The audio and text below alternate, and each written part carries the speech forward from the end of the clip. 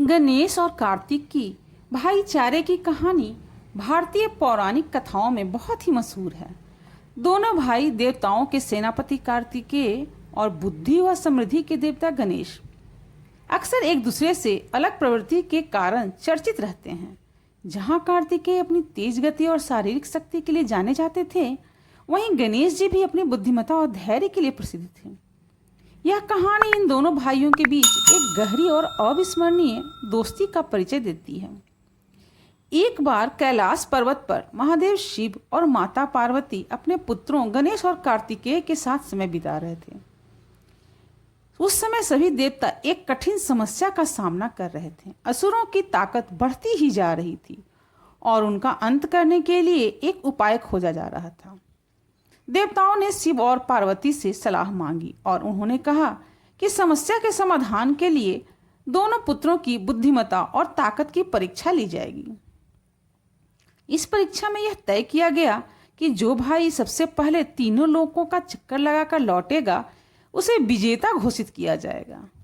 विजेता को असुरों का संहार करने के लिए विशेष शक्तियां दी जाएंगी और उसे देवताओं के सेनापति का पद भी प्राप्त होगा। कार्तिकेय को अपनी तेज गति और युद्ध कौशल पर बहुत ही गर्व था, जबकि गणेश को अपनी बुद्धि पर पूर्ण विश्वास था। जैसे ही प्रतियोगिता की घोषणा हुई, कार्तिकेय ने तुरंत अपने वाहन मयूर पर सवार होकर तीनों लोकों की परिक्रमा के लिए उड़ान भर दी। उन्होंने सोचा कि उनकी तीव्र गति से गणेश उन्हें कभी भी नहीं हरा पाएंगे। उधर गणेश ने अपनी धीमी चाल और छोटे वाहन चूहे को देखकर कुछ समय के लिए सोचा।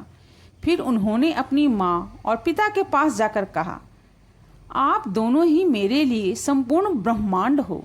अगर मैं आपकी परिक्रमा कर लूं तो यह पूरी सृष्टि की परिक्रमा मानी जाएगी। और फिर गणेश ने माता पार्वती और शिव की 3 बार परिक्रमा की और शांत स्वर में कहा, मैंने तीनों लोकों की परिक्रमा कर ली है।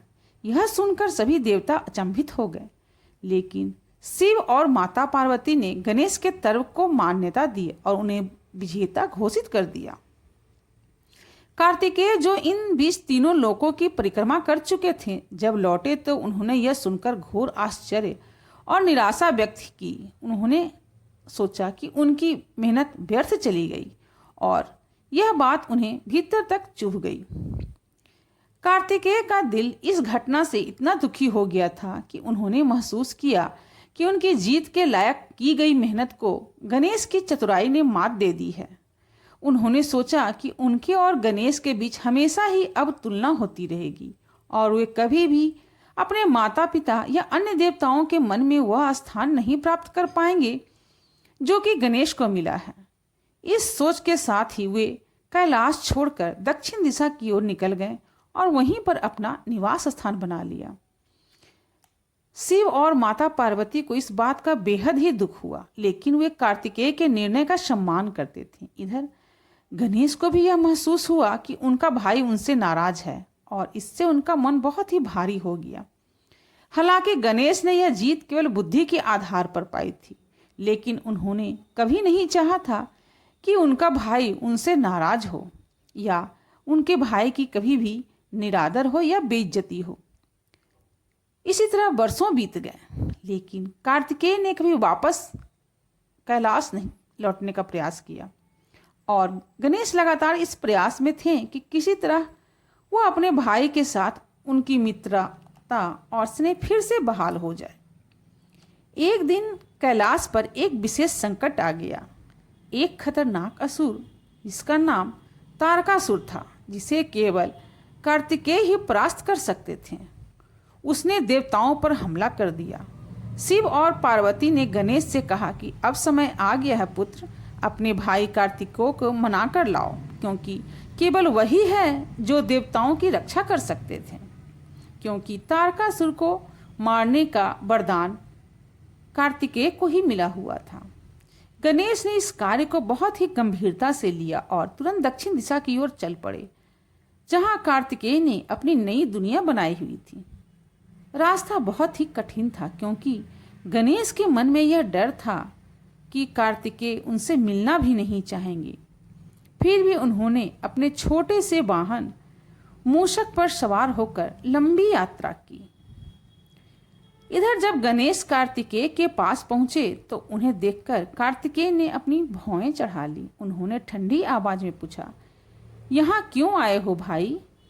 इस पर गणेश ने धैर्यपूर्वक कहा, मैं तुम्हें लेने आया हूँ भाई, देवताओं को तुम्हारी आवश्यकता है। तारकासुर नाम का असुर ब्रह्मांड को नष्ट करने पर आमादा है और केवल तुम ही हो जो उससे इस सृष्टि को मुक्ति दिला सकते हो और तुम ही उसको हरा सकते हो। कार्तिकेय पहले तो चुप रहे, फिर उन्होंने कहा, और गणेश, क्या तुम यह नहीं सोचते कि तुम मुझसे श्रेष्ठ हो? क्यों नहीं तुम स्वयं इसका हल निकाल लेते हो? इस पर गणेश ने धीरे से कहा, भाई, मैंने कभी भी ऐसा नहीं सोचा। हम दोनों ही एक दूसरे के पूरक हैं। तुम बिना मेरी बुद्धि के अधूरे हो और मैं बिना तुम्हारी शक्ति के। हमें एक दूसरे की जरूरत है। इतना सुनते ही कार्तिकेय का कठोर हृदय पिघल गया और वे समझ गए कि गणेश सही कह रहे थे और उन्होंने गणेश को अपने हृदय से लगा लिया और कहा, तुमने मुझे हमेशा समझा है गणेश, मैंने अपनी ईर्ष्या में तुम्हें गलत समझा। चलो अब हम दोनों मिलकर उस तारकासुर का सामना करते हैं और उसका सर्वनाश करते हैं। इतना कहकर गणेश और कार्तिकेय दोनों ने साथ मिलकर तारकासुर का सामना किया। जहां गणेश ने अपनी बुद्धि से युद्ध की योजना बनाई, वहीं कार्तिकेय ने अपनी अद्वितीय शक्ति और वीरता से असुरों का अंत कर दिया। देवताओं ने दोनों भाइयों की इस मिलीजुली शक्ति और वीरता को देखकर उनकी भूरी भूरी प्रशंसा की। इस संग्राम के बाद कार्तिकेय ने फिर से कैलाश लौटने का निर्णय लिया। गणेश और कार्तिकेय के बीच की खाई हमेशा के लिए मिट गई थी और उनकी मित्रता और भाईचारे की यह कहानी सदा के लिए अमर हो गई। माँ पार्वती और पिता शिव ने गर्व से अपने दोनों पुत्रों को गले लगाया और देवताओं ने उनकी इस युगल विजय की स्तुति की। इस प्रकार से गणेश और कार्तिकेय की यह कहानी केवल भाईचारे की ही नहीं बल्कि एक गहरी मित्रता, समझ और सम्मान की भी है। अतः हमें यह सिखाती है कि किसी भी संबंध में बुद्धि और शक्ति का संतुलन बेहद ही आवश्यक है। जहाँ एक दूसरे की कमियों को साझा और स्वीकार किया जाता है, वहीं पर संबंध हमेशा से ही मजबूत होते हैं। Like, share and subscribe to this channel.